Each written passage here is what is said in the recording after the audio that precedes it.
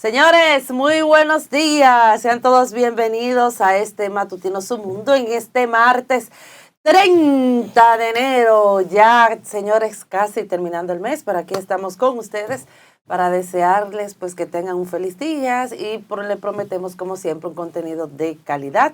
Gracias por su sintonía. Buen provecho con té y café en mano. Marino Alcántara.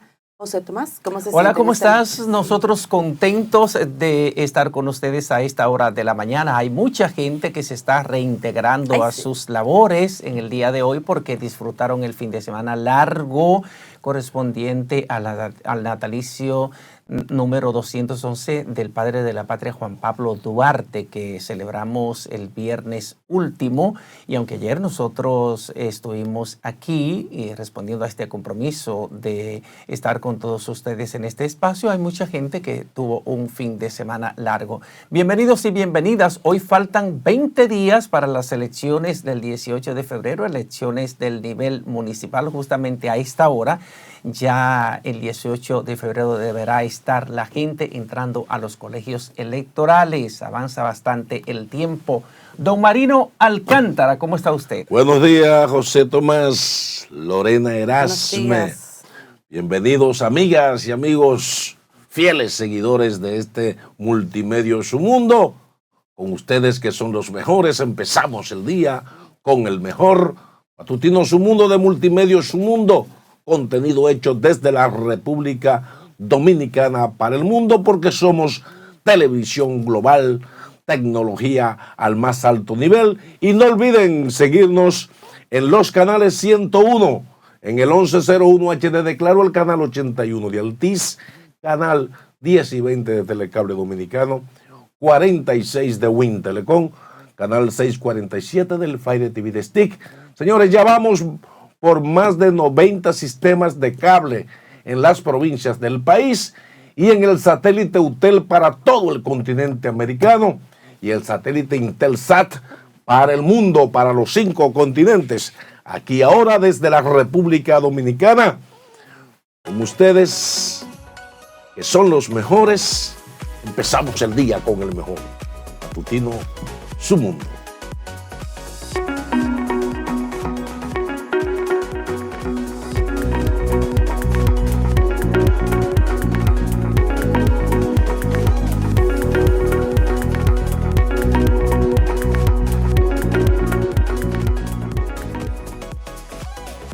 A esta hora de la mañana, 7:04, nosotros vamos a viajar a través de nuestro sistema internacional de cámara web y compartimos con todos ustedes desde Seúl, Corea, el puente olímpico del arco iris sobre el río Han.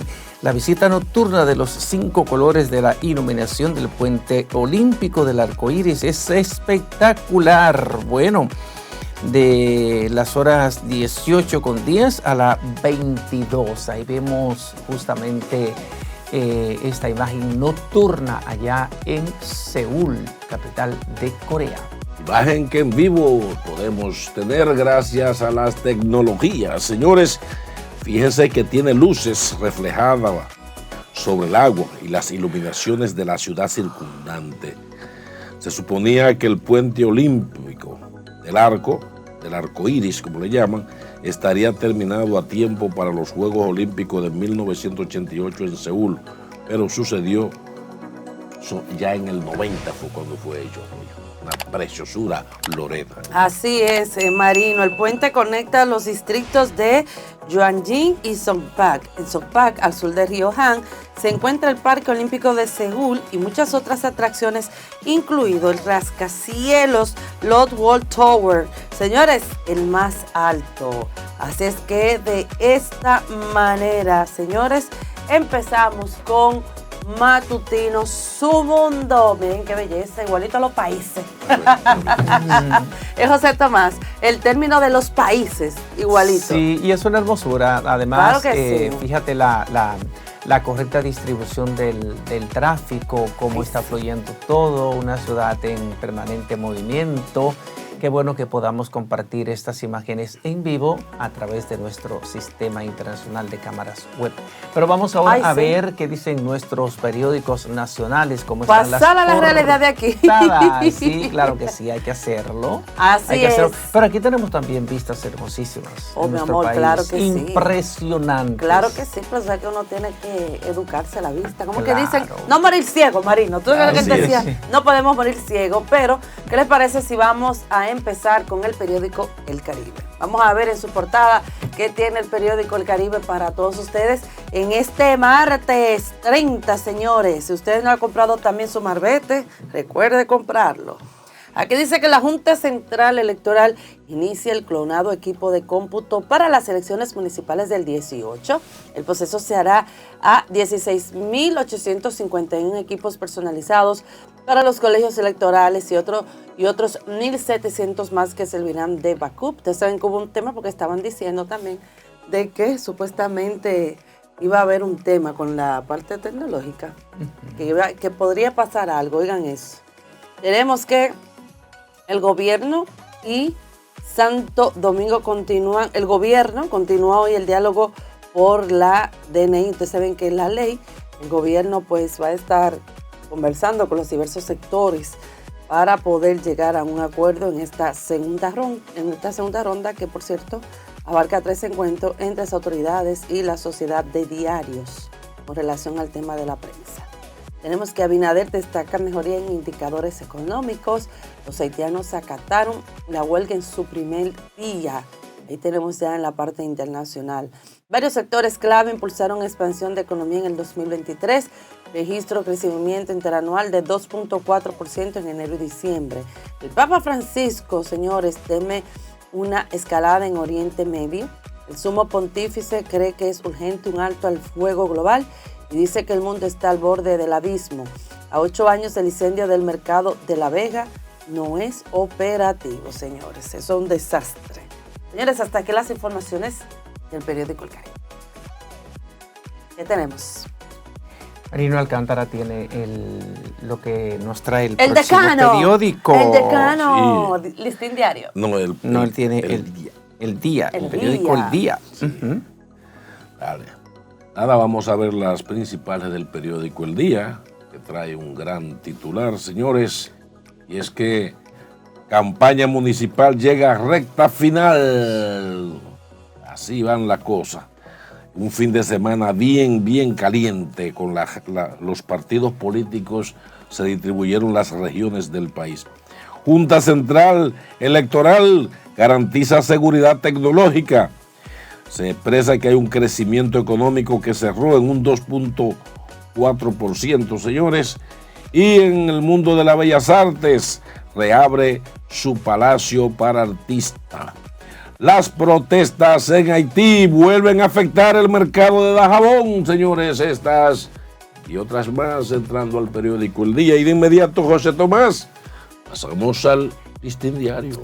Así es, vamos a ver rapidito qué nos dice el Listín Diario en esta fecha, martes 30 de enero. Mañana es conmemorado el Día de la Juventud, el Día Internacional de la Juventud. El principal titular del periódico El Listín Diario: las obras de Monte Grande, la presa de Monte Grande, estarían listas en el 2027. Eso lo informó la presidenta del Banco Centroamericano de Integración Económica, el banco que está poniendo el financiamiento. La ley del DNI, el presidente dice, acogerá las sugerencias que le haga la Sociedad Dominicana de Diarios de la República Dominicana. Vicio y violencia se adueñan del sector El Capotillo, donde el domingo hubo un muerto más por un tiroteo entre bandas rivales. Falta de barandas son un peligro en la autopista 6 de noviembre. Y el editorial del periódico El Listín Diario destaca el agravamiento de la situación de violencia en Haití. Dice, Haití entrando al 5º círculo del infierno. Wow. Refiriéndose a la difícil situación que vive Haití, donde la violencia se agrava cada día más y donde los niveles de inseguridad son cada vez más fuertes y la gente más preocupada, más inquieta por el desenlace que pueda tener esta situación, mientras la gente que lidera Guy Philippe, anuncian con nuevas manifestaciones y con llegar hasta Puerto Príncipe si obtienen el apoyo de todos los sectores. Así es. Bueno, señores, vamos a una pausa. Estos temas vamos a estar tratando más adelante porque en Haití de verdad la situación está que pica y se extiende. Así es que vamos a una breve pausa y cuando retornemos vamos a tratar estos y otros temas. Así es que esto apenas comienza. Gracias por continuar con nosotros en este Matutino Su Mundo y como anunciamos en el bloque anterior, vamos a tratar en este momento algunos temas de interés para todos ustedes. José Tomás, la situación en Haití está que arde, señores.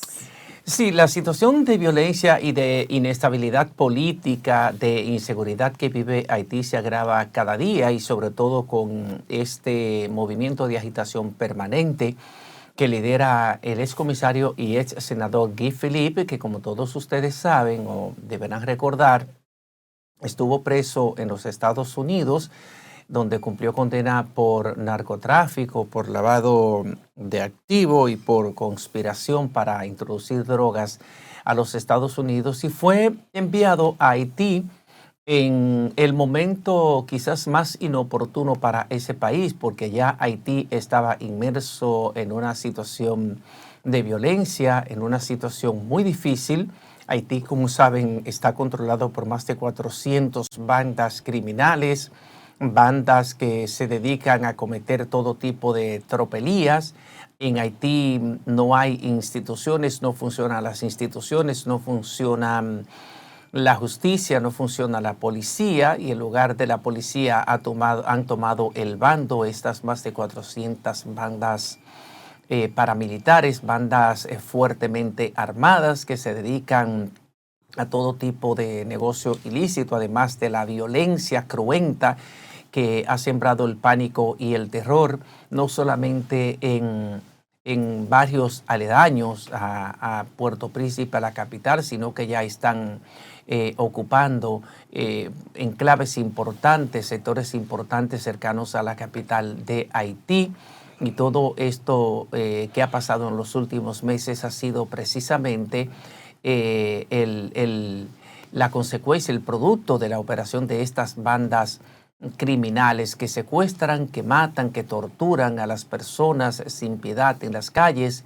Recordemos que recientemente secuestraron a 8 personas, incluidas 2 religiosas que estaban realizando labor pastoral allá en Haití, aunque fueron liberadas unas semanas después.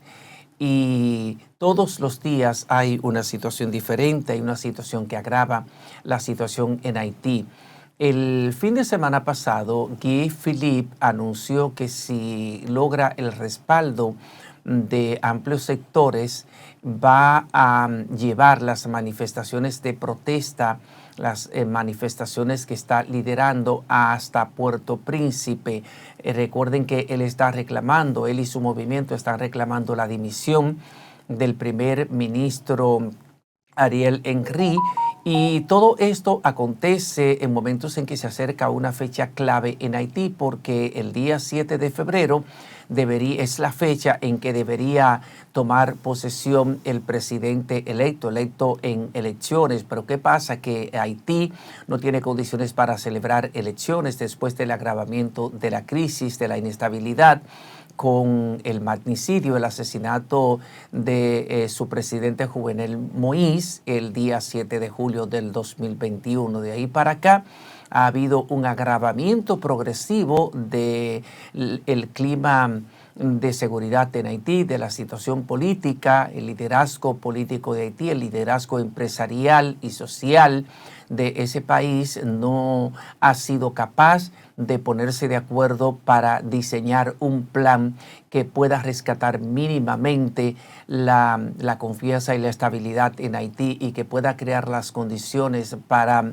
la celebración de elecciones.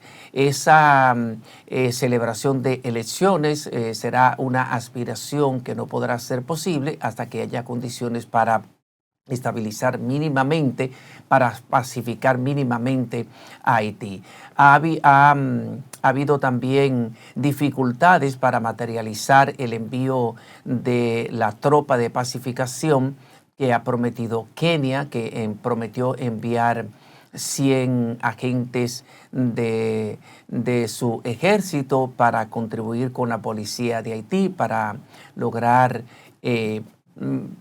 paulatinamente la pacificación de ese país. Ahora, con la decisión tomada por la Corte Suprema de Kenia, esta posibilidad de enviar una misión de estabilización se pone un poco más lejana, porque la Corte Suprema de ese país declaró inconstitucional el envío de esa tropa, pero el gobierno de Kenia ha anunciado que va a recurrir esa decisión de la Corte Suprema, y veamos a ver cuál será el desenlace de este recurso. Lo cierto es que esa posibilidad del envío de esa fuerza se hace cada vez más difícil. La semana pasada, los cancilleres de Haití y de República Dominicana volvieron a reclamar la urgencia del envío de la fuerza multinacional que aprobó el Consejo de Seguridad de las Naciones Unidas en octubre pasado, del envío de una fuerza multinacional a Haití integrada por varios países, pero eso no ha podido ser una realidad. El canciller Roberto Álvarez y su par de Haití reclamaron en esta sesión de la semana pasada del Consejo de Seguridad de la ONU agilizar el envío de esta tropa. Pero mientras tanto, la situación se agrava en Haití, la situación de inseguridad, la situación de violencia que vive Haití, con casi 5,000 personas asesinadas por estas bandas criminales solo en el 2023. Haití transita el peor camino, la peor situación, la peor crisis política, social y económica de todos los tiempos. Veamos a dónde desencadena esta situación y esperemos que haya una luz al final del túnel. A nosotros nos conviene, porque un agravamiento de la crisis de Haití también afectará a la República Dominicana. Así es, José Tomás. Y señores, y siguiendo con el tema pues de Haití, hay un tema ahora, más bien un ingrediente que cambia el curso del asesinato del expresidente de Haití, Jovenel Moïse, el 6 de julio del año 2021. Pues tenemos, señores, de que ahora mismo la esposa del presidente Jovenel Moïse, Martín Moïse, es señalada como parte de las personas que asesinaron al presidente Jovenel Moïse. Recuerden de que ella el 18 de julio, pues ella había subido en su cuenta de Twitter, el 18 de julio del 2021, de que ella está viva, gracias a Dios, estoy viva, pero perdí a mi esposo. Eso fue cuando ya ella estaba en el hospital, un hospital de Miami, donde ella fue trasladada inmediatamente por las heridas que sufrió tras el ataque, ¿verdad? Perpetrado en su residencia junto a su esposo. En ese entonces, pues las autoridades habían señalado a 26 extranjeros, en este caso mercenarios colombianos, quienes supuestamente cometieron el crimen, y dos también en ese momento habían señalado también a 2 haitianos estadounidenses que también conformaron supuestamente el grupo en ese momento, porque ya detuvieron a otras personas quienes cometieron el crimen.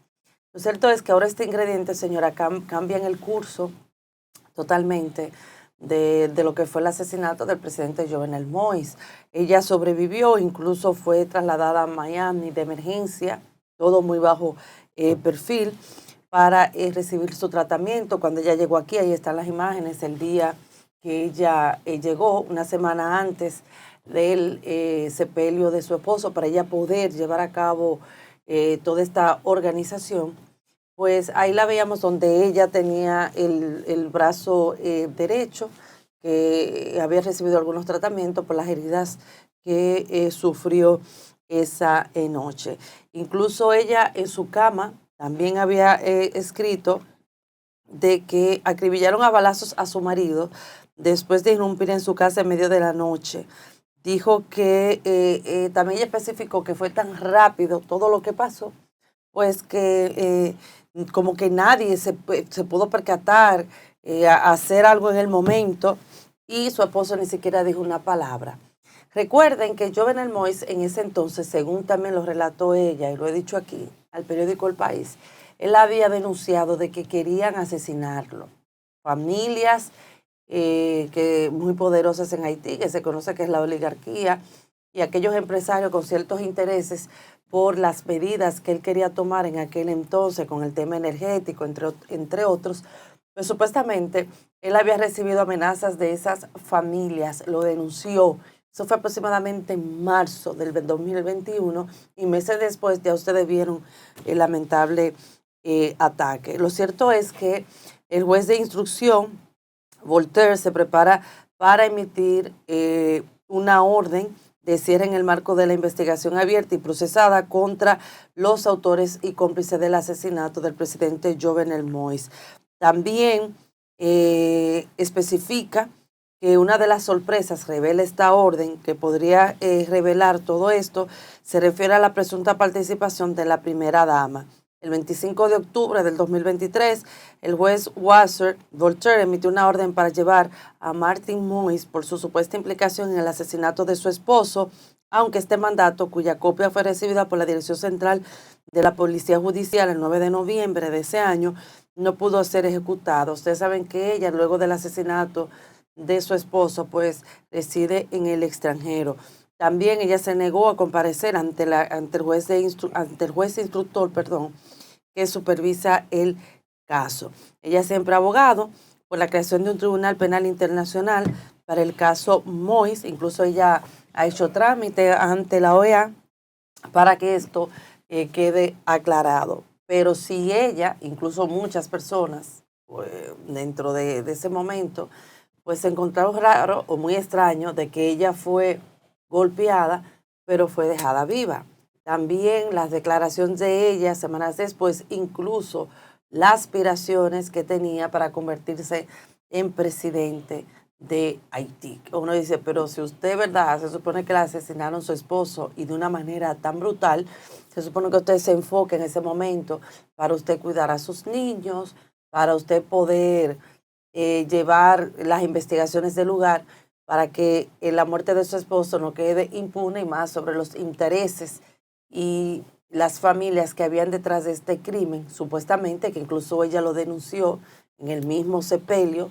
Ella, en la palabra que manifestó en ese momento, pues también dijo lo mismo. Entonces uno ve también luego sus aspiraciones presidenciales como que, caramba, pero yo creo que hay que esperar, pero sí deja mucho que decir que ella, si de ser encontrada culpable, que ella sea partícipe, Marino José Tomás, y sobre todo autora de lo que es el asesinato de su esposo, el presidente Jovenel Moïse, la verdad es una sorpresa y le da un giro de 360 grados a este homicidio.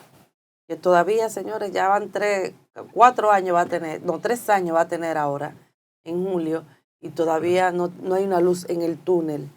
Claro, han detenido a varias personas, muchas, pero yo sé que el autor, el cerebro principal, no ha caído. Es lamentable. Así es. Hay muchas cosas por hacer ahí. Miren, a la verdad que cuando uno se pone a analizar lo que han sido las políticas del gobierno en materia principalmente del tema fronterizo, ha sido un desastre total para la economía dominicana. Habiendo un nicho de negocio con Haití, nuestro principal socio aquí mismo, hablan que Estados Unidos, sí, pero Haití es el mercado cautivo que tenemos. Pero el gobierno, como no tiene planes para nada, cuyo único plan es reelegirse encima de la crisis a la que ha llevado al país, uno se pregunta, ¿hasta cuándo este gobierno va a seguir con tantas improvisaciones? Fíjense que el llamado muro, que no es más que una asignación que se le dio a grupos de amigos del gobierno para hacer una verja perimetral. Una verja más simple que una verja de una escuela, señores, porque yo estuve mirando verjas en algunas escuelas y liceos dominicanos que son paredes altas de protección. Esto es una verja que es simplemente para justificar la ganancia de una millonada, que esa verja debieran incluso pararla y hacer un muro de verdad, si eso es lo que pretenden hacer, cosa que ya es tema del pasado, pero aquí insisten en hacer un muro, y ese muro, para justificar dinero, lo único que están haciendo es una verja totalmente que con un alicate la gente corta y se cruza del otro lado. Ahora, ¿cuál ha sido la consecuencia que ha traído esa verja? En el caso de Manzanillo, señores, en el caso de Manzanillo, los agricultores y sobre todo los ganaderos que tienen 50, 60 años de tradición produciendo ganado, hoy están al punto de la quiebra porque tienen alrededor de 7 meses, denuncian ellos, que el gobierno le ha cerrado el canal que ellos tenían para la toma de agua para abrevar su ganado. Ahí hablaban hasta los productores de ovejos, muriéndosele porque no tienen agua. Tienen que llevar los ovejos y las vacas a beber agua hasta 5 kilómetros, porque la toma a la que ellos tenían acceso, el gobierno se la ha dejado cerrada, señores. No es solo el tema del río Masacre con Haití, es que este río, también con la verja perimetral, le ha impedido a los ganaderos de Manzanillo la posibilidad incluso de entrar a sus propios terrenos. Le están prohibiendo entrar a sus propiedades. La verja perimetral ha dejado del lado de Haití miles de tareas, señores. Y también han afectado los manglares de esa zona. Pero por otro lado estamos hablando, señores, que Manzanillo, en ese proyecto de Manzanillo que suplía a Europa, señores, de todos los países del área, la República Dominicana tenía más o menos más del 55% de los bananos, de los guineos que se exportan hacia el mundo salían de aquí, principalmente de Manzanillo, con más de 30,000 tareas de producción que le daba vida a toda esa región de la línea noroeste y también al país, hoy reducida a menos de 1,000 tareas de producción.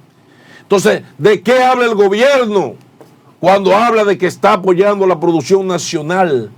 Cuando usted se da cuenta que, por el contrario, aquí la producción nacional se ha ido al piso, señores, porque no le interesa a este gobierno incentivar a los agricultores. Me llamaban agricultores de Paso Bajito, ahí en Constanza y Jarabacoa, y me decían que más del 40% de los agricultores de esa zona de Paso Bajito se han tenido que ir a la ciudad, señores, porque no tienen cómo trabajar ni cómo cultivar, porque los insumos le han salido tan alto y no hay incentivo de parte del gobierno.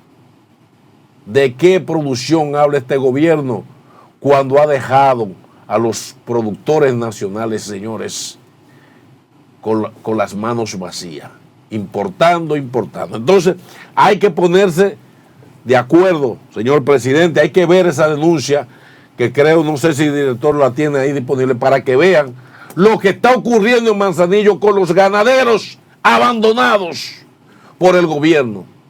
Vamos a ver eso. Ahora mismo tenemos problemas con el ejército, que no quiere que bajen para allá tampoco, ni que se acerquen a la orilla del río, de que porque hay problemas en Haití. Pero le dieron el río a los haitianos. Más propiedades que nos cogieron a nosotros, que no se nos ha pagado también. Eso es otra cosa. Y se la han dejado a los haitianos. Alrededor de 80 productores agrícolas y ganaderos podrían irse a la quiebra, por lo que piden la intervención del presidente de la República, Luis Abinader, ya que no cuentan con fuente de ingresos desde hace 7 meses, agregando que tampoco le han pagado por sus terrenos.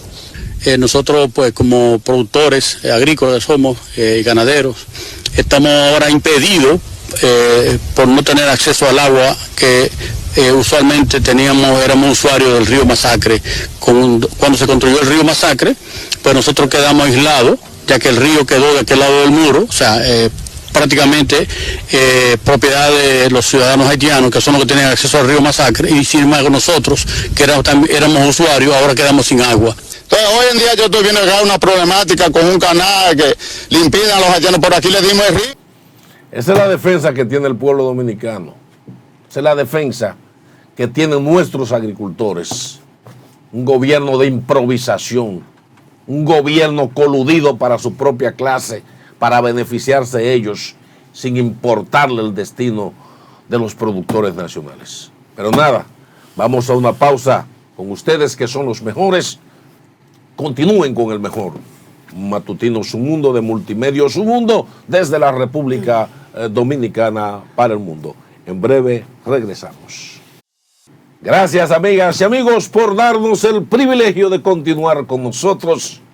Ustedes que son los mejores, continúan el día con el mejor matutino Su Mundo de Multimedia Su Mundo, televisión responsable, con calidad. José Tomás Paulino, hermano, ¿qué tenemos? En esta mañana tenemos la grata visita del diputado Luis Enríquez. Él es el vocero de los diputados del PLD y con él vamos a conversar de diversos temas importantes. Buenos días, ¿cómo estás? Buenos días, Marino, Loreni. A mí es un placer estar aquí con ustedes. De verdad que tenía tiempo que no estaba en su mundo y aquí estamos dispuestos a conversar con ustedes para que los televidentes puedan ver nuestra posición con relación al tema político, social y económico del país. Sobre todo su posición con el tema de la sazonada ley del DNI, de la ley que crea la Dirección Nacional de Inteligencia, que como sabe es una ley promulgada por el presidente de la República, pero que ha generado multiplicidad de controversias porque dicen los expertos jurisconsultos que vulneran algunos de sus artículos, sobre todo el artículo 11, derechos fundamentales, sobre todo aquellos que están vinculados a la libertad de expresión, al derecho de los periodistas de mantener en el anonimato las fuentes que les suplen informaciones para sustentar sus historias periodísticas. Hay ahora un diálogo abierto por el presidente de la República con la Sociedad Dominicana de Diarios y que será extendido a otros sectores. ¿Qué posibilidades hay entonces de enderezar esta ley? Hay una responsabilidad de los diputados de todos los partidos, porque todos formaron parte de la Comisión de Fuerzas Armadas, que fue la encargada de estudiar el proyecto, y lo aprobaron así. Bueno, en ese sentido yo creo que empezar por lo último, cada quien tiene que cargar con su cuota de responsabilidad. Yo entiendo que nosotros podemos tener una parte que no podemos soslayar. Pero lo que sí hay que dejar claro es que es una ley promovida, discutida y aprobada mayoritariamente por el Partido Revolucionario Moderno, que tiene la mayoría, que traza la línea legislativa en el Congreso Nacional y promulgada por el presidente de la República. La oposición, la que votó, en el caso nuestro, por ejemplo, en el entendido, y ya se lo hicimos saber en la rueda de prensa que hicimos 2 ruedas de prensa la semana pasada, de que no se estaba eliminando la parte capital que tiene que ver con el requerimiento de que por medio a la autorización de un juez pueda iniciarse la solicitud de datos que vulneren la intimidad de los dominicanos. Votamos. En la forma en que se sometió, inclusive ya es una discusión que estamos teniendo en términos de la legalidad de la técnica legislativa. No se sometió eliminar del párrafo el requerimiento de un juez para buscar datos, sino añadir una parte que él se añadió. Entonces, por lo tanto, nosotros no estamos en la legislatura ahora actualmente, pues estamos reclamando de que esa ley sea devuelta porque tiene que corregirse en la forma que se fue, porque la forma que se presentó está evidenciado también de que el diputado Ramón Bueno, presidente de la comisión, presentó que iba a hacer la propuesta, pero él llamado por el presidente de la Cámara, Alfredo Pacheco, para que lo leyera por secretaria, y él lo leyó de una forma en que se generó la confusión de la oposición, el cual votó asumiendo de que estaba preservado eso que nosotros habíamos propuesto para que sea por requerimiento de un juez, en el artículo 11 pueda hacer ese dato. Esa es la verdad, eso es lo que nosotros hemos reiterado públicamente y hemos dicho también de manera responsable que se aprobó en primera lectura cuando ellos querían aprobar esa sesión en la 2 lecturas consecutivas de manera urgente. y nosotros entonces procedimos a pedir que se le aprobara en primera lectura para que vaya otra vez a comisión y llevar un tiempo un poquito más despacio para conocer de propuestas que en la comisión mayoritaria de Fuerzas Armadas no aprobaron ninguna de las propuestas que hicieron algunos diputados porque querían aprobar. Ahora, sin embargo, ya en el hemiciclo sale Ramón Bueno, presidente de la comisión de Fuerzas Armadas, y presenta entonces, de manera sorpresiva, porque no estaba contemplado, esta propuesta, que es la que sí nos tiene a nosotros dividido en la forma que se presentó y en la forma que se votó. Entonces, nosotros sí teníamos entendido que hubiera un cabildeo desde el Palacio Nacional para cambiar esta parte que nosotros ya habíamos acordado. Entonces, en esas condiciones fue que la oposición pudo haber apoyado esta pieza. No leyeron. No, nosotros lo leímos el proyecto, claro que sí, porque lo leímos el proyecto, es que podemos decir con toda seguridad de que ese proyecto tenía un elemento importante que era lo que unificaba a la oposición con la propuesta del partido de gobierno, que era que ante el requerimiento de datos el juez intervenga. Entonces, en la forma en que lo presentó el presidente Alfredo Pacheco, buscaba la forma de confundir o sea, nosotros conocemos el proyecto completo, o sea, lo que tiene que ver con el artículo 11, ya otros aspectos que han sido cuestionados, del artículo 9, el artículo 26, obviamente, nosotros estábamos conscientes de esos articulados, pero en el artículo 11 entendíamos que estábamos poniendo el candado, el cual, con una llamada del Palacio, fue la llave que entonces ellos buscaron la forma de evadir. ¿Qué le parece si vamos a ver este corte del presidente de la Cámara de Diputados, Alfredo Pacheco, con relación a este tema? Porque él dice otra cosa. Entonces vamos a ver.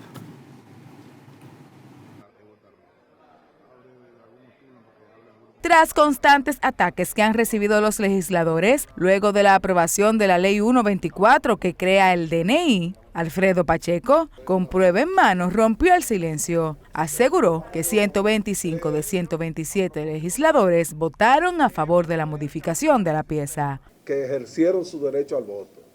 2 votaron que no por la modificación y 125, incluido el vocero de la bancada de la Fuerza del Pueblo, incluido el vocero de la bancada del PLD, votaron por esa modificación. Y ahí nosotros le vamos a entregar la copia de esa votación que se dio. Resaltó que es falso que el Poder Ejecutivo se inmiscuyera en el tema, ya que la oposición también votó a favor. Decidió conocer el informe íntegramente, que se leyó por completo. Ahora, si alguna bancada, como yo oí decir por ahí, no escuchó la lectura o no lo leyó, ya ese es el problema de esa bancada, pero nosotros tenemos los videos donde se leyó íntegramente el informe en la segunda lectura que rindió la comisión. Además, acusó a la oposición de utilizar estrategias políticas para vender la idea de que la ley no fue leída ni debatida, generando rechazo en la sociedad. Que todo aquí está grabado en comisión y en el pleno. Por lo tanto, la modificación que se ha querido sugerir, que se ha introducido subrepticiamente, fue una modificación votada por todas las bancadas. Bueno, allí observamos las declaraciones del presidente de la Cámara de Diputados, Alfredo Pacheco, con relación a este tema. Dijo que usted estuvo de acuerdo. Que sí, eso fue una rueda de prensa que fue el otro día de nosotros decir de manera responsable al país de que una llamada del presidente del Palacio Presidencial, tenemos datos preliminares, hizo que el presidente de la Comisión de Fuerzas Armadas, Ramón Bueno, presentara una modificación. Hemos sido claros y reiterativos en este sentido. Y hemos sido claros y reiterativos que nosotros estábamos de acuerdo en gran parte con el informe. Porque no podemos presentar aquí en el día de hoy, por ejemplo, me gustaría que usted lo presentara, donde el presidente Alfredo Pacheco le dice a Ramón Bueno, no lo lea. Cuando en términos de procedimiento legislativo lo correcto es que quien va a someter una modificación diga, voy a modificar esto para eliminar tal cosa por tal o cual cosa. Entonces hubo un manejo acomodaticio de esa parte a los fines de ocultar de que se estaba eliminando el prerequisito establecido por la oposición de que tengan que hacer por medio a la autorización de un juez que se recaben datos. Y ahí se puede verificar, sería bueno que ustedes en su momento puedan ver ese video, donde el presidente Alfredo Pacheco dice, mándemelo por secretaría, y después el PIO va a hacer la ponderación positiva del proyecto. Entonces se plantea, entonces se oculta la eliminación del prerequisito de manera alevosa, de manera premeditada. Entonces, por lo tanto, nosotros como oposición coherente, firme, votamos por ahí, pero no importa. Yo creo que la sociedad puede también ver ese video donde se presenta la propuesta, no de eliminar, sino de añadir. Por lo tanto, nosotros votamos de manera clara y consciente y leímos el proyecto, claro que sí. Ahora bien, lo que yo creo es que si quitémonos la venda, si culpables somos todos, si el problema se generó en el Congreso Nacional, en el Congreso tiene que resolverse. El camino por el Tribunal Constitucional es un camino más largo. El camino de la comisión, que el presidente acabó de decir ayer en la semanal, no sé si presidente o el candidato presidencial, porque ayer también habló de política, el presidente de la República, es un camino que tendrá que llegar al Congreso Nacional y es un camino muy largo. Pues cuando se pongan de acuerdo en las modificaciones que hay que hacer, la van a tener que mandar al Congreso Nacional. Entonces, lo que tiene que hacer el presidente, si de verdad quiere eliminar este tema al país, y que nos sentemos de nuevo en la mesa a discutir una ley que tiene que ser antecedida primero de una ley de defensa, es que convoque una legislatura extraordinaria, que en 3 días en el Congreso se resuelve el tema de la siguiente manera: convoca una legislatura extraordinaria con un único propósito de conocer la derogación de esta ley, que ya sometimos una ley nosotros el pasado viernes, y nosotros entonces en sesión derogamos esta ley 1-24 en la Cámara de Diputados declarada de urgencia, y el otro día también el Senado de la República puede sesionar. Y perfecto, el problema resuelto. ¿Sabe qué? Escúchame, Marino. Hablando de política, que el presidente ayer habló, incluso un periodista le abordó con relación a un tema del presidente de su partido, de Danilo Medina, si podría haber posiblemente un apoyo a la reelección de él. ¿Qué opinión le merece a usted eso? Son dos visiones diferentes. Son dos. Porque ellos son muy amigos, él y Hipólito. Bueno, pero una cosa es la mitad, pues todos somos amigos. Aquí todos somos dominicanos, todos somos amigos. Yo no creo que seamos enemigos porque tengamos diferencias políticas. No propiciamos eso. Pero es imposible. Yo creo que actualmente, la coyuntura actual, la visión de gobierno que lleva a cabo el presidente Luis Abinader no se compadece con la visión de gobierno del PLD de desarrollar y hacer progresar este país. Yo creo que, por el contrario, nosotros estamos de frente con esta actitud, por ejemplo, de lo que está ocurriendo en el país. Eso que está pasando con la ley 1-24 es una forma de utilizar el Congreso Nacional, que ya hemos visto, por ejemplo, de enviar al Congreso leyes que evadan los controles, que evadan los procedimientos. Ya pasó con esta de evadir la justicia. Ya la tuvimos con la ley de fideicomiso, que trataba la ley de compensación, que se respetaba por medio de los principios. Ya vimos, por ejemplo, cómo él renegoció un contrato de miles de millones de pesos cuando mandó primero una ley al Congreso Nacional para que la aprobáramos inaudito. O sea, yo tengo una ley de condenación, ¿verdad? Y yo digo, bueno, yo no quiero aplicar esta negociación en función de esta ley. Aprueben esta ley especial para las concesiones. Me refiero a la modificación de la ley de alianza pública-privada que tuvieron que aprobar los legisladores del PRM, una ley especial por 3 años de manera provisional para el poder renegociar todos los contratos que no se habían dado antes de la ley de compensación. O sea, esa y otras tantas leyes más que siempre están buscando evadir. Entonces, por lo tanto, nosotros institucionalizamos el país. La mayoría de las normas y leyes que hay, usted puede tener la diferencia que usted tenga con el PLD, con el tema de la narrativa que ha montado con el tema de la corrupción, pero con el PLD, con estos gobiernos, se institucionalizó el país, se desarrolló el país en cuanto a sus instituciones, en cuanto a sus normas. Todas las leyes que hay en el país que controlan la administración pública para la transparencia y la eficiencia fueron aprobadas en los congresos dominados mayoritariamente por el Partido de la Acción Dominicana. Por lo tanto, quien va hacia retroceso no va a contar con un apoyo político del Partido de la Acción Dominicana, más por el contrario, nos tiene de frente, como nos tiene de frente las calles de todo el país. Diputado, el país se ha sentido incluso desprotegido de su Congreso, porque esta es una ley que sorprende a los congresistas, a los del gobierno y a los de oposición, cuando la gente entiende que de entrada fue un golpe a la Constitución dominicana que se le dio. A mí me han llamado políticos y amigos de varios países de América Latina preocupados por este golpe inconstitucional que se le ha dado al país. Entonces habría que ver cuál es la premura que tiene el Congreso, sobre todo la oposición, para ver cómo sacamos rápido y derogamos esa ley si fuese necesario, porque ya el primer golpe se lo dieron a Multimedios Su Mundo, secuestrándole un reportero, el DNI, revisándole todo lo que tenía y lo tuvieron preso días posterior a la ley. Tenemos el caso ya del doctor Guasar en Ocoa, que esa imagen le dio la vuelta al mundo. Le dio la vuelta al mundo. Entonces, ¿cuál es la premura, la rapidez en que el Congreso debiera actuar para que este desafecho, este golpe a la democracia que le otorga el presidente Luis Abinader, que se está limpiando la mano hoy, y dice, ok, no, estoy abierto? Pero el proyecto de ley que se aprobó fue el proyecto de ley sometido por el vocero de su bancada, Julito Furcal. Ese fue el proyecto que se aprobó. El proyecto de ley, quien lo conoció y lo discutió en comisión fue el diputado del PRM de aquí de esta circunscripción, Ramón Bueno, quien maneja a la oposición política para que no sepamos, para que como tontos útiles, sin saber, votemos por este proyecto, porque muy bien el presidente dice, no, él votó alegremente. Claro que voté alegremente, porque no sabía que estaba quitando el requisito del juez. Claro, nosotros votamos de manera responsable, pero porque nosotros establecimos el procedimiento del juez. En función de esa garantía era que la oposición estaba votando.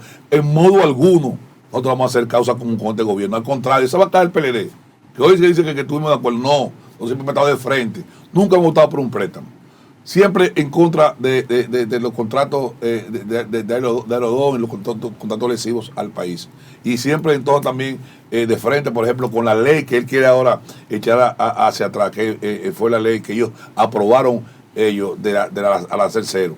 Frontal siempre con la forma de que este gobierno quiere evadir la ley de compra y los controles del país.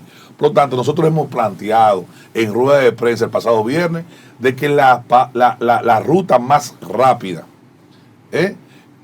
es convocar una legislatura extraordinaria. El presidente de la República tiene potestad para eso, convocar al Congreso y colocar en agenda la agenda que quiere conocer, para que se conozca la derogación de la ley 1-24. En 3 días está resuelto eso. En 3 días. Si quieren irse al Tribunal Constitucional y por ahí dejar que muera el sueño eterno en los litigios legales, o si quieren utilizar los salones del Palacio Nacional para recibir comisiones y entre juristas y técnicos, discutir 1 semana, 2 semanas, mientras el DNI anda abusando, utilizando la ley porque ya tiene derecho. Bueno, si ese es el camino que el presidente de la República quiere, bueno, nosotros le presentamos una propuesta el pasado viernes, el PLD, la bancada del PLD le presentó una propuesta. Si somos todos culpables, si fue en el Congreso que se generó esta discrepancia, pues en el Congreso tenemos que resolverlo. ¿Por medio de qué? Por medio de la derogación total y tácitamente de la ley 1-24. En 3 días se logra eso. Un día convoca la legislatura, al otro día se convoca a la Cámara de Diputados, se declara de urgencia el proyecto, se aprueba en 2 lecturas consecutivas, va al Senado de la República, lo declara también de urgencia y lo aprueban también en 4 días. Ya el viernes no tendremos ley. Ahora tiene que haber voluntad política y no doble moral, porque quien politiza el tema es el presidente de la República. Quien lo politiza en la semanal, cuando le hablan de esta ley 1-24, quien dice, no, eso lo votó la oposición incoherente, politiquera, la oposición populista, fue él que lo manifestó, fue el que politizó este tema. Y lo llamó hipócritas. Lo llamó hipócritas, bueno, pero presidente, o sea, no, hipócritas lo podemos hacer si ustedes buscaron la forma de que la oposición votara sin dejar entrever o entender claramente que estaba quitando esa parte. Mire, independientemente de todo eso que usted dice, yo escuché, le di seguimiento a un conversatorio que hizo la Fundación Institucionalidad y Justicia en la Pontificia Universidad Católica Madre y Maestra, donde fue puesto el video donde Ramón Bueno dice que va a presentar una modificación al artículo 11, al controvertido artículo 11, y Alfredo Pacheco claramente le dice que no lo presente in voce, sino que lo presente por secretaría, que lo van a leer Ramón por Bueno no tiene una destreza que él pero tiene. no lo leyeron por secretaría. Entonces ustedes No, como oposición debieron pedir que fuera leído. No, debo decir lo siguiente, porque ¿qué es lo que acontece ahí? Es que el diputado Ramón Bueno, al presentar la propuesta, quizás el presidente Alfredo Pacheco entiende que no tenían quizás la destreza, que iba a cometer quizás para ello el error de dar luz de lo que pretendía. Entonces él lo toma por secretaría, ¿verdad? Ahí mismo en la discusión. Y es cuando entonces luego de toda la discusión que el Pío va a exponer el proyecto. Yo no hablé ese día como vocero, o sea, yo dejé que la vocería la asumiera el diputado el Pío Báez, que era miembro de la comisión, y ponderó positivamente el proyecto, por todo lo que este principio está planteando en función de que no se ha eliminado lo del juez. Entonces es cuando después del debate el presidente Alfredo Pacheco plantea entonces de que, bueno, miren, la propuesta de Ramón Bueno es, ahí está, donde dice tal y tal cosa, añadir tal y tal cosa, nunca dice que eliminar. Entonces ahí en voz se procede a la votación. O sea, no fue un procedimiento de lectura, no fue un procedimiento de consensuarlo en comisiones, fue ahí. Entonces, pero por eso sí es un procedimiento de lectura, porque ustedes como legisladores deben de estar conscientes de que y pedir que sea leído cómo va a quedar un artículo definitivo para que no haya dudas, señor diputado. Claro, lo que pasa es que usted tiene, por ejemplo, como moderador, usted tiene la responsabilidad de informar adecuadamente a todo el hemiciclo, de darle publicidad a lo que usted está presentando. Por eso nosotros estamos cuestionando de que esa ley, con esa parte eliminada del juez, no es legal, porque no se sometió correspondientemente, ni tampoco eso. Por eso fue que votó el legislador, porque conscientemente no votó, porque la propuesta de cómo debió haber quedado se lee después, pero de cómo se va a votar en esa parte fue que hubo el manejo para que no se entendiera que se estaba votando para quitar, lo que estaba votando era para añadir. Sí. Esa es la discusión legislativa que tenemos. Hay un engaño entonces, un engaño. Antes ya de finalizar, no puedo ahí fue que la oposición votó gustosamente, Lorena. Sin preguntarle cómo va Santo Domingo Este. Muy bien. Todavía no se sabe quién es el ganador, Dios Astacio, no. Luis Alberto. Bueno, no. Yo sé que Romero no va para ningún lado, pero está entre Luis Alberto. Yo sé que usted es una mujer inteligente y una periodista muy acuciosa. Eso siento. Usted sabe, un presidente de la República con tantas ocupaciones, con tantos alcaldes a nivel nacional, y en menos de un mes, en 15 días ir 2 veces a Santo Domingo Este, ¿qué le dice eso?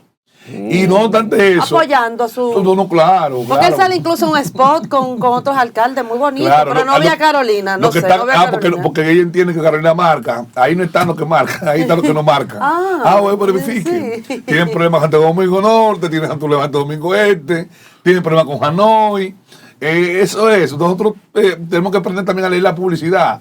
¿Entiendes? ¿Por qué pusieron a esta niña ahí? O pusieron a otros que sabemos que ellos tienen la plata asegurada. Entonces, en Santo Domingo Este ya hay una decisión tomada. El gobierno está desesperado. Allá están, por primera vez vimos tantos funcionarios juntos el pasado sábado. Pero no importa que vayan con funcionarios, que vayan y quieran hacer lo que... Ya allá hay una decisión tomada. Luis Alberto es un sentimiento. ¿No se pusieron de acuerdo los hermanitos del PLD y Fuerza del Pueblo? No, es que no era necesario. Nosotros hicimos acuerdos donde teníamos que ir aliados, pero donde no teníamos por qué hacerlo. Sí. Bueno. Recuerda, Lorena, que las alianzas que se hicieron a última hora era cambiando territorio por territorio. Yo te necesito aquí y tú me necesitas allí. Intercambiamos. Allá en Domingo Este, Luis Alberto es un candidato de consenso. El único candidato que tiene su partido unificado es Luis Alberto. El uno ni el otro lo tiene. Y nosotros en Domingo somos gente inteligente. Somos gente que sabemos que no podemos ligar la política y la religión. que dos cosas no pueden ir de la mano. O usted es buen político o usted es un buen pastor. Ay, no diga eso. A Dios no podemos faltarle, haciendo política con populismo y clientelismo, siendo supuestamente pastor. Bueno, diputado, usted no es fácil, con la fe no se juega. Es que son ellos que están jugando. Bueno. O político o pastor. Pero nada, gracias por haber estado con nosotros. Yo lo quiero comprometer públicamente de que vuelva la semana que viene porque faltaron algunos temas todavía que tratar. No hay problema, yo soy un hombre... Sí, va a venir. Pues claro. Diana, ya sabe. Y no nos salte con otra cosa. Gracias de verdad por haber estado con nosotros. Si ustedes no se muevan, queda más contenido. Gracias, amigas y amigos fieles. Con nosotros, nosotros con ustedes. Ustedes que son los mejores, continúan el día con el mejor matutino Su Mundo de Multimedia, Su Mundo Televisión Global. Televisión comprometida con la verdad. Así, señores, continuamos con esta programación y ahora le damos la bienvenida al doctor Luis Vargas, economista, que anda con un equipo aquí de grandes ligas para tratar temas del día. Bienvenido, profesor y economista Luis Vargas. Cuéntenos. Me siento atemorizado de una presentación con tantas flores, pero en primer lugar, ciertamente estamos iniciando un proceso de realización de un panel una vez al mes, el último viernes, aunque hoy es martes. Hoy es martes, el desayuno de Su Mundo. Y después entonces tendremos un desayuno que le llamará Desayuno Su Mundo.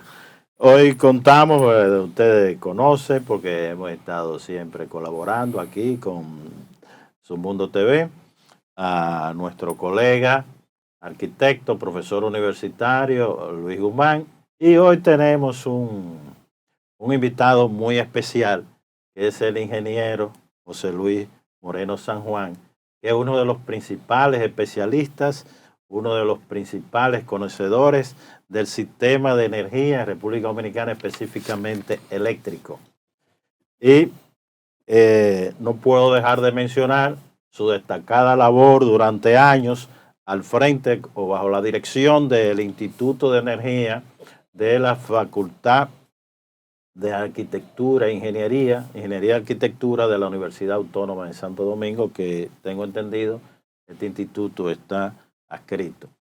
Pero ya basta de presentación, vamos a este tiempo que tiene este matutino Su Mundo, tratar de agotar lo más posible, de la manera más provechosa, este tiempo, haciendo una serie de preguntas y, por supuesto, recibiendo los comentarios y respuestas del lugar que seguro nos van a ilustrar. No sé si, Luis, tú tienes alguna pregunta para empezar. Bueno, más que preguntas, son dudas y cuestionamientos sobre tanta información que nos dan a través de la prensa sobre la situación energética, sobre lo pasado, lo presente y el futuro.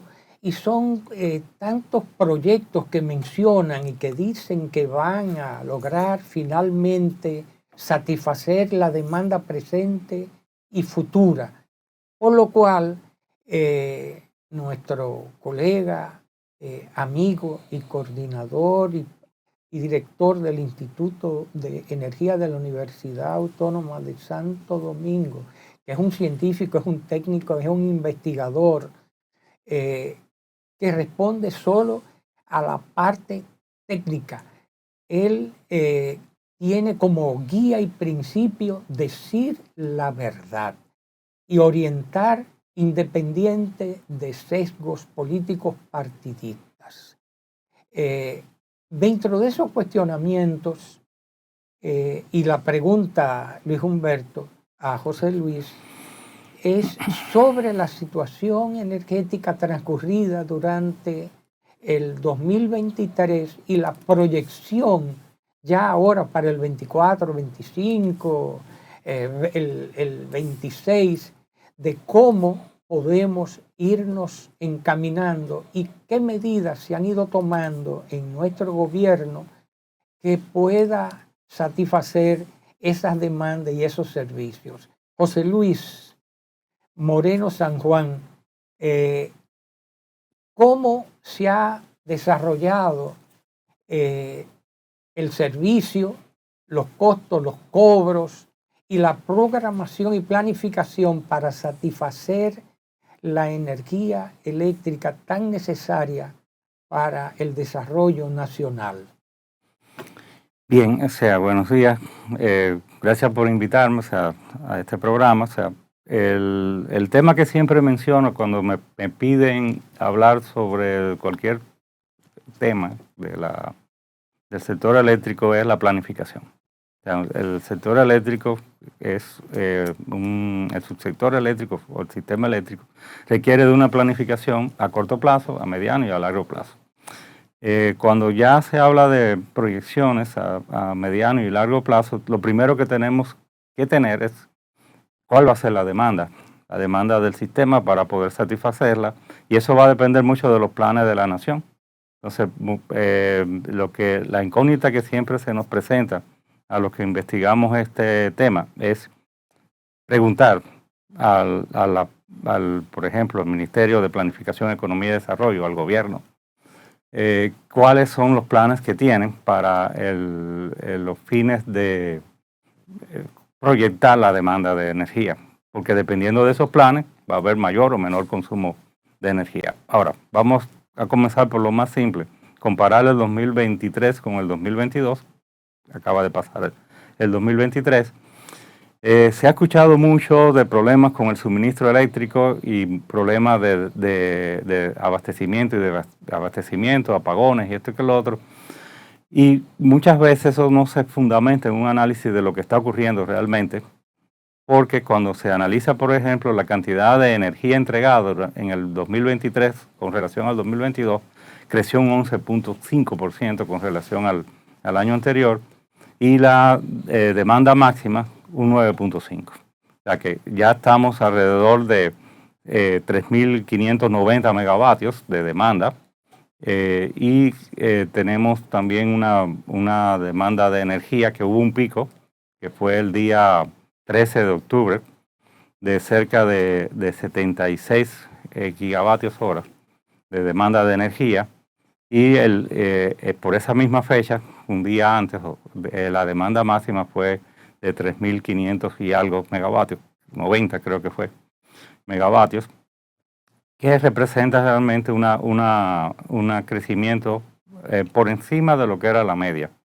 Normalmente se considera que la demanda crece entre un 5 y un 6%, a veces un 4,5%, pero esta vez estuvo muy por encima, la de potencia casi en 10, 9.5, y la de energía en 11.5, me parece, 11.4. O sea que hubo un abastecimiento de la demanda bastante considerable con relación al año anterior.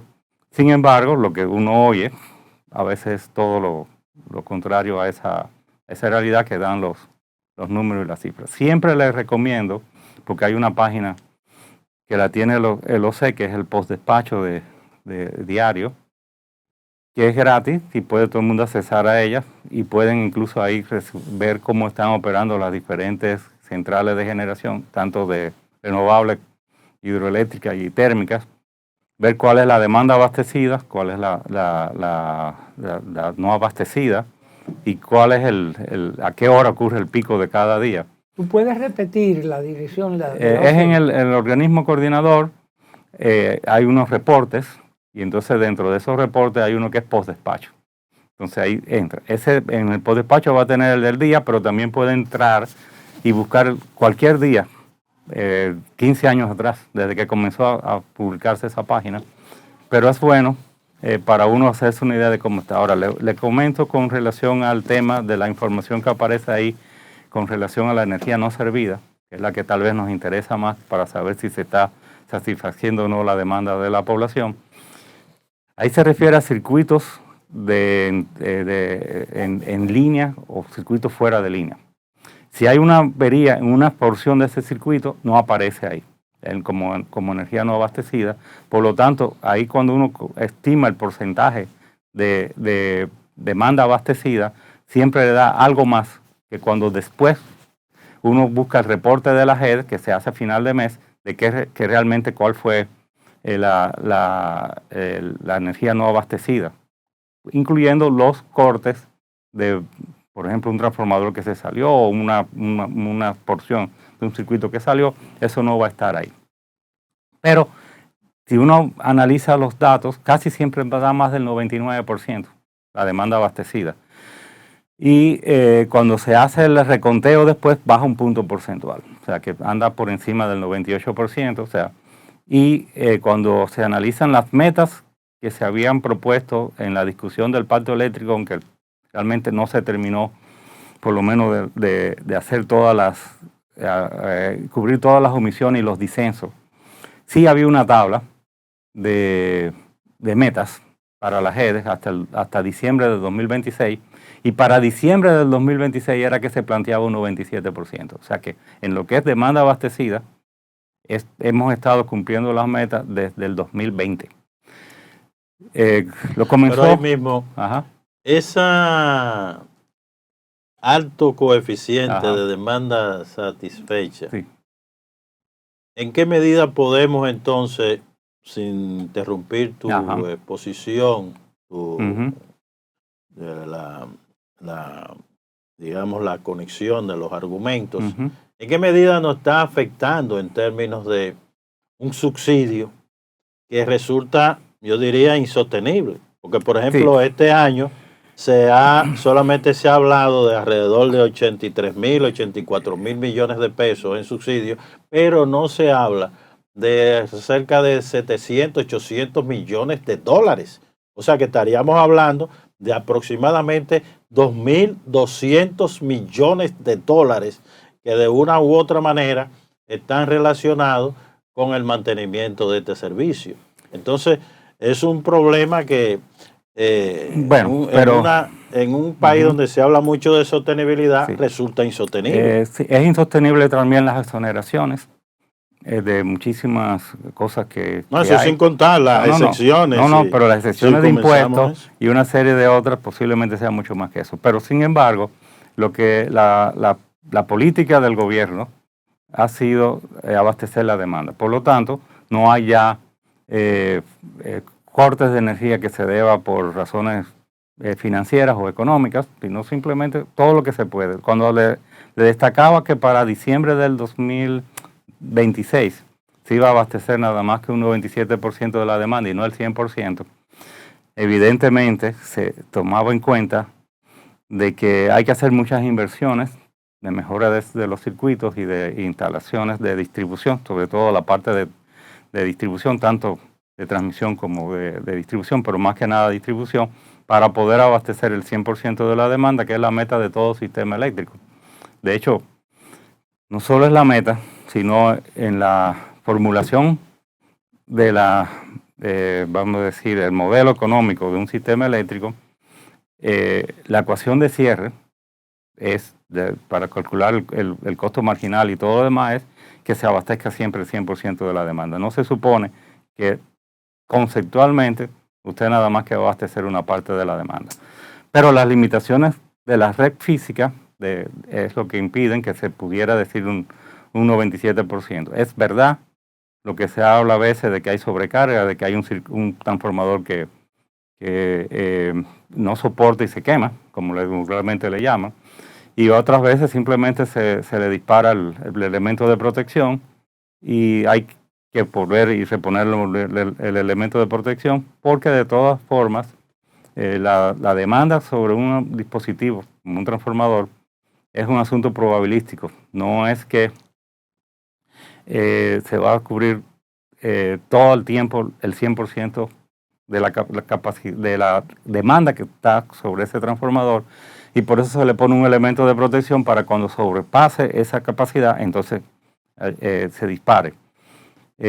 O si no, tendríamos que tener transformadores muchísimo más grandes y conductores muchísimo más grandes, y siempre lo que hay es un factor de coincidencia de la carga que es lo que se utiliza para eso, y por eso puede haber en algún momento ese disparo de ese elemento de protección, no solamente en un transformador de distribución, sino también en el transformador principal de la subestación o en el circuito que alimenta toda esa carga a partir de un determinado circuito de distribución. ¿Cuál sería, ingeniero, una inversión? No, pero no he terminado tal vez. Lo que pasa es que el tema económico no es lo que se ha priorizado, sino el servicio, dar el servicio. Ahora, el subsidio tenemos que verlo de dos maneras. Por ejemplo, en el caso de las GEDES, cuando tienen un déficit económico con relación a la venta de la energía, se debe simplemente a que el margen entre lo que es el costo de abastecimiento y el margen de lo que le da el margen de comercialización que tiene está por debajo de lo que es el valor agregado de distribución mínimo que se requiere para que una empresa distribuidora se maneje. El mínimo son 3.5 centavos de dólar por kilovatio hora. ¿Y a cuánto está ahora, el año 2022 estuvo en menos de un centavo, una fracción de un centavo de dólar. Económicamente entonces habría que cerrar el negocio. No se puede porque es un servicio de utilidad pública. Bueno, ahí es donde viene el tema. Entonces evidentemente que lo que habría que hacer es tal vez hacer un ajuste que le dé el margen adecuado para manejarse como distribuidora, que no es menos de 3.5. El año pasado mejoró, estuvo en 1.16. Pero con relación a otros países, porque se habla que aquí tenemos la luz más cara del mundo. Díganos, explíquenos, ¿es un mito o es realidad? Ahora vamos a otra sorpresa que se podría dar la gente, que nunca se evalúa. O sea, ¿a quién le echamos la culpa de que la energía eléctrica esté cara? ¿A las distribuidoras o a las empresas generadoras? Que son siempre la maravilla, ¿verdad? Resulta que el 70% del precio de la energía proviene de la generación y se considera un pass-through nada más que en este país. Nada más que en este país. Explíqueme eso. El pass-through quiere decir que yo te mando una factura de cuánto fue la energía que yo te suministré al precio ese. Y no se cuestiona. No se cuestiona. Por eso siempre hemos dicho que no se puede considerar un pass-through lo que es el precio de la generación, la factura que le llega a las empresas de distribución que no producen energía, sino compran energía para vender energía, y que evidentemente todos los análisis que hemos hecho están entre 3 y 5 centavos de dólar por encima de lo que son las normas a nivel mundial. Ahí sí estamos mal, muchísimo más mal que en el área de la distribución, pero nunca se ha evidenciado eso. La razón es muy sencilla, no tengo que decirla. O sea, el poder económico está en ese lado y no en el otro. O sea, entonces, por ahí tendríamos el tema de lo que es el precio. Ahora, si nosotros no hacemos una auditoría sobre lo que es el costo de abastecimiento de la GED, entonces tendríamos que subir la tarifa más o menos el equivalente a lo que tendría el VAD mínimo de 1.16 tendría que ser a 3.5, pero resulta que no todas las GEDs tienen la misma tarifa, porque no todas las GEDs tienen la misma topología de la red, ni tampoco los usuarios. Entonces hay una tarifa por cada EDE ahora. Por primera vez en mucho tiempo se está estableciendo una tarifa por cada EDE, como debió ser siempre. O si no, tendríamos que tener una sola empresa distribuidora a nivel nacional. Cuando se comenzó con la capitalización, la racionalidad técnica era una tarifa por EDE. La racionalidad política puso una tarifa nacional. Por lo tanto, había EDES que le iban muy bien, como EDESUR en ese caso, y otras EDES que le iban muy mal, como EDESTE o como EDENORTE. EDENORTE era la Cenicienta. Fue por arrastre que entregaron esa empresa en el proceso de capitalización, porque no la quería nadie, y se violó incluso una norma elemental de lo que son las licitaciones públicas a nivel internacional, que por lo menos deben haber dos ofertas por cada empresa. Y aquí se entregaron 2 empresas por una oferta. Pero no pasó nada. La urna era transparente y por eso el proceso fue transparente.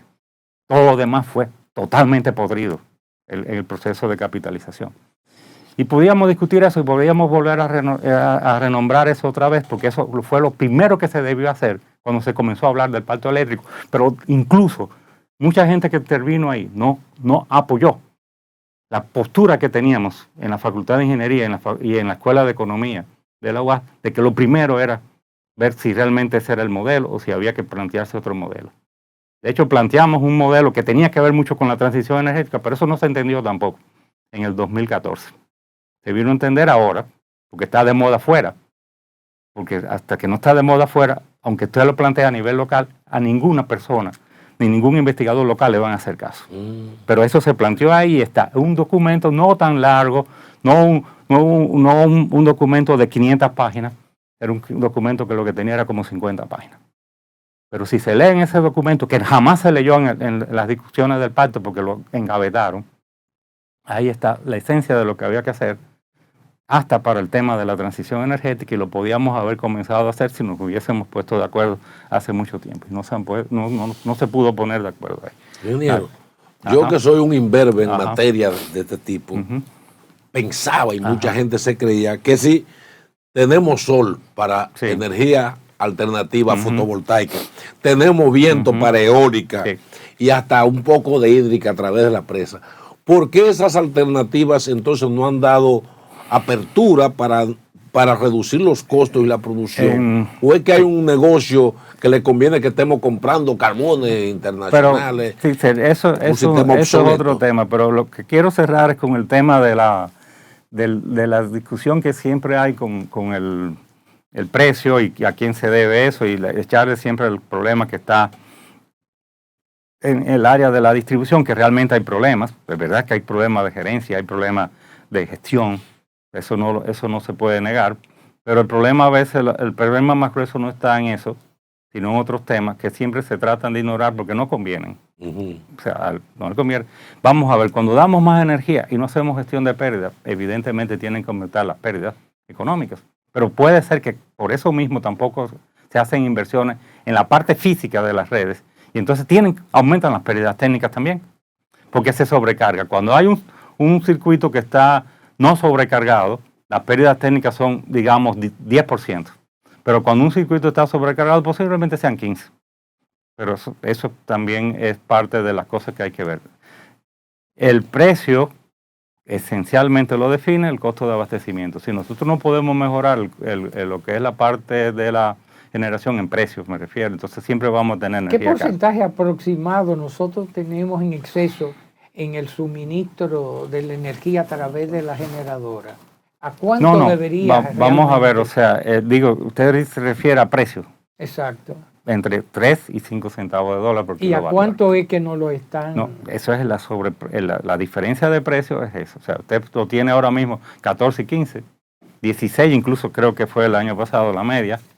Y debería ser tal vez 11 o 12 centavos. O sea que tenemos más o menos 5 Entonces, centavos ¿qué sucede? De dólar. Que en caso de que no se pueda, porque no se pueda realmente revisar el tema de lo que es el pass-through, entonces tendríamos que aumentar la tarifa entre 3 y 4 centavos de dólar para poder llegar a lo que sería el punto de equilibrio teórico de la GED. No es que va a llegar, porque como las pérdidas hasta técnicas han seguido subiendo por el tema de que no se han hecho las inversiones oportunas, se pasaron 2 años y medio sin hacer inversiones. Se han hecho algunas inversiones en el 2022 finales, 23, en el 23 más que en el 2022, porque el 2022 comenzó en el segundo semestre a hacerse inversiones, hasta el primer semestre no se habían hecho casi inversiones, y entonces se acumularon, de acuerdo a un análisis que hemos hecho, cerca de 500 millones de dólares de urgencias para la parte de la GED, que no lo va a dar nunca el análisis económico de un BAD, porque la racionalidad del BAD no cubre que usted no haya hecho inversiones 3 años atrás y que se hayan acumulado después de esas inversiones. En los sistemas que están bien manejados, no hay nunca inversiones atrasadas.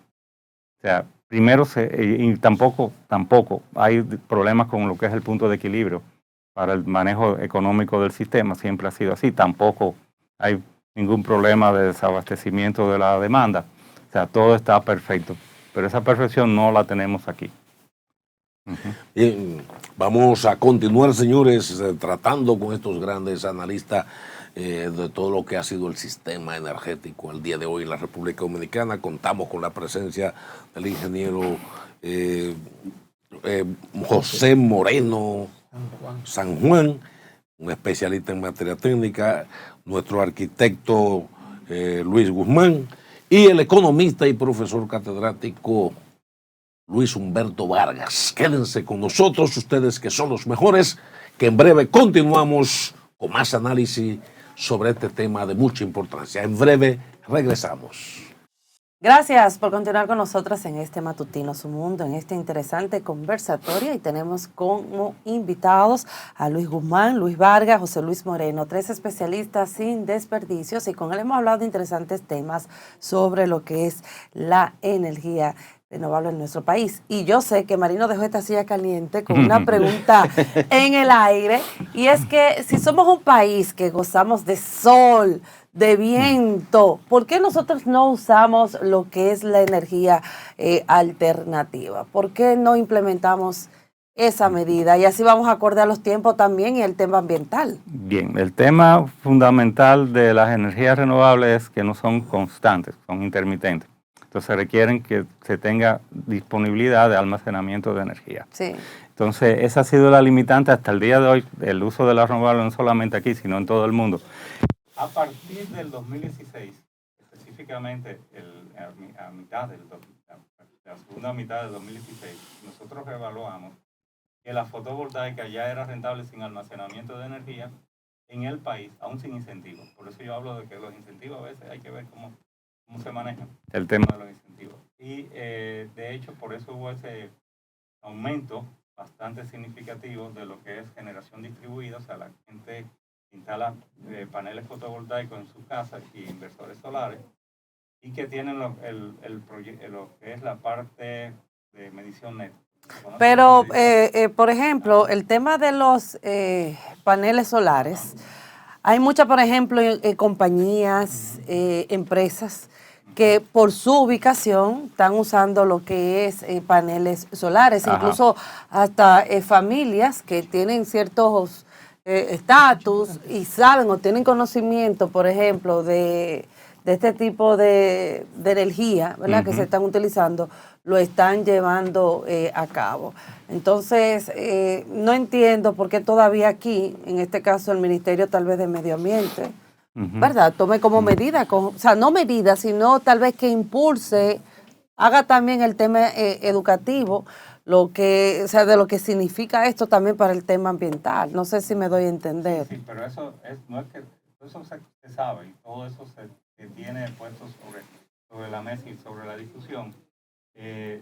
Por eso, lo primero que se dieron cuenta de que eso es bastante interesante utilizar la energía renovable son las propias usuarios. Pero Luis Vargas, ¿qué usted opina con relación a esto? Bueno, mira, no, pero llevándonos de la exposición de José Luis Moreno, claro, eso es un punto clave, entender que no hay tal garantía de permanencia en el servicio, pero hay otros elementos que habría que considerar, que es el campo que... ¿verdad? Ahora, eso es caro, la inversión es cara. Espérese, aquí se habló de planificación. ¿Dónde está esa planificación? Porque aquí hubo grupos de poder que estuvieron durante decenios retardando la introducción de la energía renovable. Entonces es un puntico, ¿verdad?, que habría que introducirlo. Así como también hay todo un mito alrededor de la energía renovable. Esa es mi consideración. Que al mismo ¿O no es conveniente, por ejemplo, de que las autoridades sepan de que el uso de estas energías, de que se puede utilizar, no es conveniente para el Estado? Es que por el tema del cobro de... No, es que ya se adelantó, qué bueno que escuchar la opinión. Me adelanté. No, pero es el caso de subsidio. Oye, tú no puedes mantener, y en algunos países, por ejemplo, ha habido una reevaluación, no vamos a entrar aquí en el análisis, que es el caso de España. Cuando tú instalas un sistema de esto y tú tienes que estar descansando en el presupuesto público, el mantenimiento de este tipo de servicio, no es fácil. Además de eso, no hay garantía de que eso que se dice renovable se obtenga, porque gran parte de, por ejemplo, los paneles utilizan minerales en que no hay garantía de poder obtenerlo. Es decir, que hay varias razones, igual que no, esto es un tema que nos trasciende a nosotros, pero el caso del carro eléctrico. Ay, sí, pero eso es costoso, ¿quién es la principal potencia hoy día? ¿Es China? Pero China, ¿de qué depende? para la producción de esos vehículos eléctricos en gran medida, no exclusivamente, en plantas de carbón mineral. Entonces eso hay que reevaluarlo porque por un lado tú logras no un impacto en las emisiones de gases, pero China es un gran problema hoy día por la cantidad de plantas y cada vez en cantidad mucho mayor, independientemente de una reorientación que todavía no tenemos datos alrededor de la energía nuclear, que puede también ser el tema de las renovables siempre ha estado sobre la mesa. El asunto siempre ha sido el costo. Primero era el costo, o sea, la eólica estuvo primero, o sea, en cuanto a la fotovoltaica, en un precio más o menos razonable para ser usada, pero no se puede usar en todas partes. En todas partes no hay viento, o sea, que permita hacer rentable un proyecto eólico, pero sol sí tenemos en todas partes, prácticamente en la República Dominicana. Como le comentaba, sí hay planes, sí están en los planes la energía fotovoltaica sobre todo, y las personas individuales se adelantaron a todo hacer inversiones en sus casas con el tema de la medición neta. Que hay problemas a veces con el tema de la reglamentación, es cierto. En diciembre del 2022, en una vista pública de la Superintendencia de Electricidad, se estuvo debatiendo el tema. Nosotros hicimos una serie de observaciones, sin embargo nos parecía el proyecto bastante interesante desde el punto de vista de lo que se planteaba ahí para las consumidoras de menos de 10 kilovatios de potencia, que son la mayoría, y donde había cierta dificultad tal vez es en los que tenían mayor capacidad instalada, que es a partir de los 10 kilovatios hora. Recordemos que los que hasta 10 kilovatios hora es la baja tensión simple. Los clientes que se le aplica la baja tensión simple, que son la mayoría. Y por lo tanto estábamos perjudicando a la mayoría porque algunos de los que son esa minoría consideraban que querían algo más. No obstante, ha pasado un año, no se ha vuelto a hablar de eso. Y como todas las cosas aquí que benefician al consumidor, generalmente se postergan, como por ejemplo el pago de la energía no servida, que es el artículo 93 de la Ley General de Electricidad, y que se suspendió por una decisión del superintendente de electricidad entonces. Pero eso es en violación. La ley se suspendió y simplemente eso no se ha cumplido nunca. O sea, pero sí tenemos, evidentemente, por lo menos en el instituto, hicimos un plan de transición energética que cubre hasta el 2060, donde sí está contemplada hasta dónde se puede usar la energía renovable cada 5 años. Se hizo metas para cada 5 años. Y más o menos, en sentido general, lo que se hablaba era de, por ejemplo, para el 2025 un 25% de la energía renovable, para el 30, algo muy simple, para el 50 el 50, y si queríamos más de ahí, entonces por eso teníamos que irnos hasta el 2060. Pero hay otros temas de tipo técnico que hacen viable la energía renovable en el corto plazo, porque ahora la renovable se sostiene a partir de una, vamos a decir, reserva caliente o rotante, de la parte térmica de día, por las fluctuaciones que hay en la solar sobre todo, y en la eólica también, pero la solar, la fluctuación es mucho más rápida y requiere entonces que alguien supla. Cuando baja la producción solar de golpe, por ejemplo, se nubla, hay una nublazón o llueve, entonces se cae la producción fotovoltaica y tiene entonces que entrar la térmica que está como reserva rotante o caliente. Es, por ejemplo, las interconexiones. Las interconexiones eléctricas de un sistema con otro a través de cables submarinos es ya una realidad en todo el mundo y la tecnología ha evolucionado de corriente alterna, que era lo que se planteaba cuando el famoso cable aquel que iba a Puerto Rico, o uno que también se planteó para Colombia, que por eso en alguna medida nosotros en ese momento no estuvimos de acuerdo, a corriente directa, y con muchísimas mejores posibilidades de reducir las pérdidas también a través de ese sistema de transmisión. Y están evaluados, por ejemplo, una interconexión con Florida, de un cable submarino, que trabajaría en principio con unos 1.400 megavatios. Un 30% de la demanda actual. Sí, más o menos. Pero bueno, cuando ya esté disponible va a ser un poco más la demanda que la que tenemos actual. evidentemente que, ¿por qué? Porque, por ejemplo, de día, nosotros podemos tener entonces ya una cobertura de renovables, todas las que uno quiera. Uno le fija una meta para entrega al sistema interconectado, con carga del sistema interconectado, pero el excedente que iría a almacenamiento, como no tenemos almacenamiento a bajo costo todavía, entonces lo podíamos exportar hacia la Florida de día.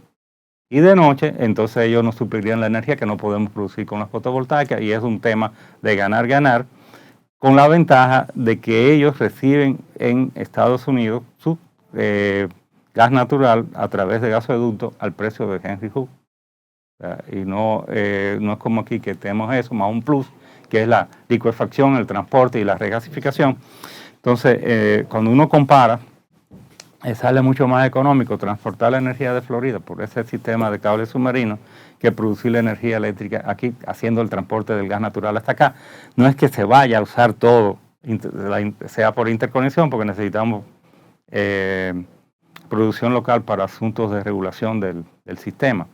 Pero así mismo, José Luis, con relación a la posibilidad que se está retomando de nuevo de la energía nuclear, porque como han tenido muchos avances y seguridad para el mismo, ya se está planteando no solamente en la misma Europa que estaba rechazando todo, se está retomando de nuevo. Nosotros que teníamos ya hasta un plan de energía nuclear, hasta en tiempos de cuando Trujillo, que creo que era de 300 megavatios. Sí, vamos a ver, o sea, sí, cuando yo hablo de planificación, hubo una planificación inicial, tal vez después en el camino se fue perdiendo, pero no es porque no existiera, sino que no se cumplían al 100% de los planes, ni tan siquiera el plan Trujillo de electrificación total, que nadie lo quiere mencionar, que cubría hasta el 1976. Y más o menos para esa fecha se suponía que iba a haber una central nuclear. De hecho, la central nuclear que no vino aquí se instaló en la República Checa. Exacto. Y está funcionando todavía desde entonces, y no va a parar por el momento. O sea, y esa era, creo que de 400 megavatios. Finalmente fue de 400 megavatios.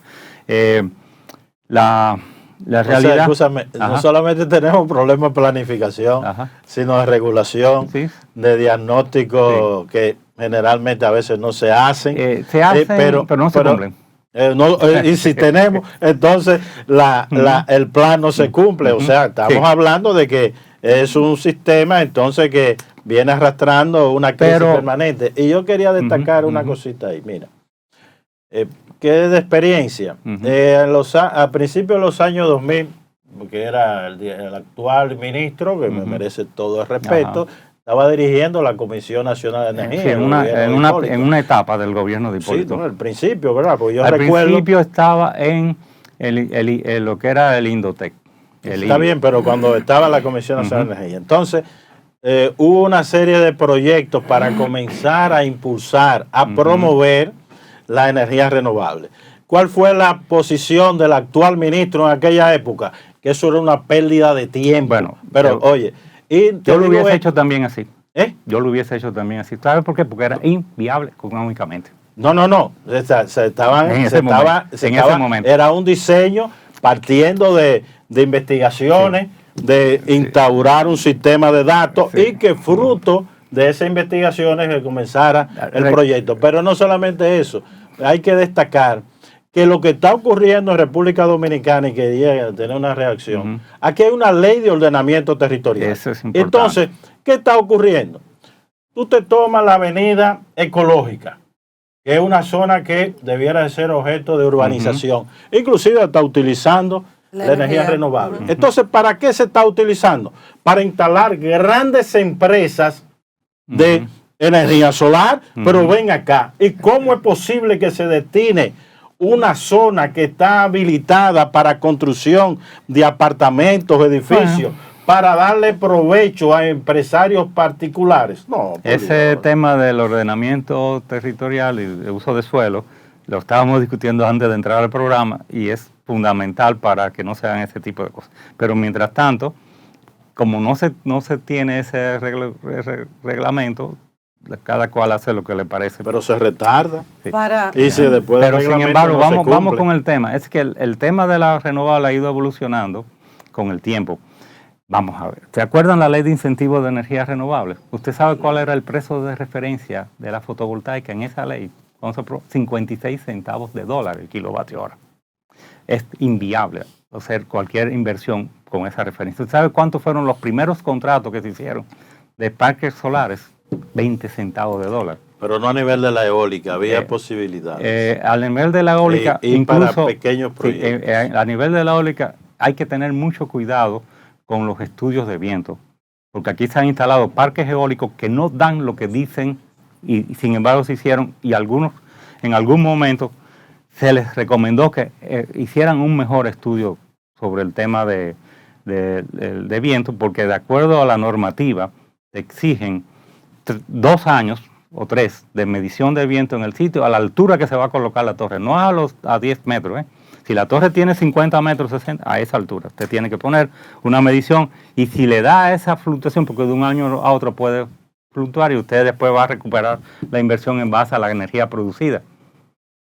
Entonces, no en todos los sitios es posible la eólica. Sí se han instalado bastante eólica en términos relativos, hay cerca de 500 y pico de megavatios, y solar incluso en este año va a pasar de los 1000 megavatios, o sea, con los proyectos que ya están en carpeta, pero eso no es en sí un plan de transición, es lo que yo le quiero comentar, porque la primera cosa que tenemos que hacer es comenzar con el uso eficiente de la energía y el ahorro de energía, y a partir de ahí, entonces que se hace todo lo demás, incluyendo cuando usted va a instalar un sistema fotovoltaico en su casa, usted lo que tiene que ver es revisar toda la iluminación, todos los aparatos que tiene, y tratar de disminuir el consumo eléctrico para que entonces el sistema fotovoltaico sea de una capacidad menor y sea rentable. Bueno, ya para finalizar, lamentablemente, porque yo creo que esto es un tema que, ¿verdad?, uno tiene que dedicarle más tiempo, pero antes de finalizar brevemente, me gustaría saber su opinión con relación a los desafíos que todavía tenemos como país. ¿Estamos listos? ¿Las autoridades realmente les interesa este tema? Bueno, hay planes, incluso la Comisión Nacional de Energía tiene un PEN, o sea, el Plan Energético Nacional, energético, no es eléctrico nada más, tiene también ahí el tema de otras formas de usar la energía, que no es solo la electricidad, pero no es un plan de transición. Después se hizo un plan de descarbonización, que incluye hasta el 2050, que se centró nada más en sacar el carbón. Ahora, con un supuesto de proyección del precio del gas natural totalmente utópicos, pero evidentemente se supone que alguien lo hizo y le pareció muy razonable, a nosotros no. Pero también tenemos otro tema, que es la realidad de los hechos y el nivel de emisiones que tenemos. ¿Usted sabe cuál es el nivel de emisiones de la República Dominicana de CO2 con relación al resto, lo que impacta todas las emisiones de CO2 de la República Dominicana? 0.01% del total de las emisiones del mundo. China es un 30% y Estados Unidos es como un 20 y pico, casi eso es la mitad de todas las emisiones de CO2. Por lo tanto, mientras China no decida que va a bajar sus emisiones de CO2, nosotros no hacemos... Es más, podemos hasta pagar el país y no emitir no un metro cúbico de CO2, sino absolutamente nada de CO2, y como quiera. No vamos a incidir en nada en lo que es el cambio climático. Nosotros como país no incidimos en nada, casi nada con relación al cambio climático. Pero se habla mucho de lo que pasa es que aquí lo que hay es una moda. Pero no se toman medidas, o sea, a nivel de Estado. Pero no se apure, es que 0.01, su preocupación es 0.01 con relación al impacto global de lo que son las emisiones de CO2. Tal vez gastamos más en burocracia y en crear comisiones y más oficinas y más oficinas, y en viajes, simplemente para cumplir la moda de la que nos mandan de Bruselas. Pero el problema de nosotros no es ese, son otros. Bueno, ingeniero, de verdad interesante conversatorio. Gracias por haber estado con nosotros. Yo espero que nuevamente esté aquí. Le damos las gracias al ingeniero José Luis Moreno. Espero que se haya oído la primera parte. Claro que la primera, de tantas. La primera parte de la entrevista, porque el micrófono mío tenía problemas. No, todo se escuchó, no se preocupe. Sí. Eso detrás de cámara nosotros, como dicen, pues pudimos resolver. Gracias a Luis Guzmán, también a Luis Vargas, ambos parte de este Multimedia Su Mundo. Ustedes son los invitados para nuestro público del desayuno que nosotros de manera mensual realizamos aquí. Interesante conversatorio con temas de interés nacional. Así es que gracias de verdad por haber estado. Bien. Y a ustedes, amigos, no se muevan porque todavía queda más contenido. Hasta mañana.